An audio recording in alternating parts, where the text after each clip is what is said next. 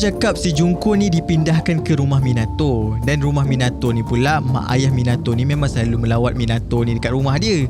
So mak ayah dia ni perasanlah kehadiran si Junko ni kan. So Minato ni pun cakap yang si Junko ni adalah kekasih dia. Padahal family Minato ni tahu yang diorang pun ada terdengar ada kes perempuan hidang, ada kes pelajar hilang. So dia tahu Junko ni siapa, tapi diorang tak berani nak buat report polis. Sebab apa? Sebab diorang takutkan geng-geng Yakuza ni. So basically family Minato ni fikir macam ni lah, daripada aku nak selamatkan orang, baik aku selamatkan diri aku sendiri. Termasuklah adik atau abang Minato ni pun dia tahu pasal Junko ni, tapi diorang tak berani nak report polis sebab takut dengan geng-geng Yakuza ni. So korang bayangkanlah, sepanjang 44 hari Junko ni didera, dirogol, diseksa.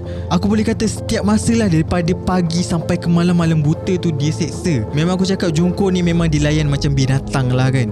Korang bayangkan, dia dekat dalam rumah Minato tu sepanjang masa berbogel, dan dia bukan je dirogol oleh Minato and the gang ni yang 4 orang tu, tapi dia dah dirogol lebih daripada 100 orang ahli-ahli Yakuza ni, geng-geng Yakuza ni. Dan dikatakan dia dirogol lebih daripada 500 kali. Korang bayangkan, lebih 500 kali oleh lebih daripada 100 orang daripada geng-geng Yakuza ni. Bukan tu je, Junko ni diliwat, dibiarkan kelaparan. Ada masanya Junko ni dijadikan macam beg tinju tau, digantung, dihayun, ditumbuk-tumbuk punya. Dan dia pernah dipaksa minum kencing sendiri, makan lipas dan beronani. Tak cukup dengan tu, kemaluan Junko ni pula ditusuk dengan beberapa objek macam pisau, gunting, besi, botol, mentol, jarum, rokok dan sebagainya lah. Dan korang bayangkan, puting payudara sebelah kiri Junko ni dirobek menggunakan pelayar. Orang bayangkan macam mana Junko tu diseksa gila-gila kat sana. Dah lah dirogol, diseksa, dipukul, dimasukkan benda bukan-bukan dekat dalam kemaluan. Lepas tu dirobek pula puting belah kiri dia ni dengan pelayar. Korang bayangkan macam mana? Diorang ni memang aku cakap memang psycho gila lah, sebab diorang happy bila nampak Junko ni derita.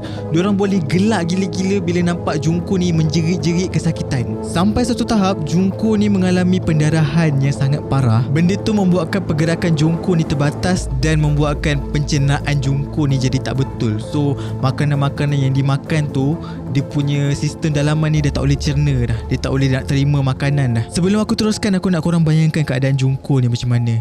Dia didera, penuh dengan luka kan? Tak ada siapa-siapa nak rawat dia. Dia tak boleh buat rawatan. Benda yang luka tu makin luka makin teruk. Korang bayangkan situasi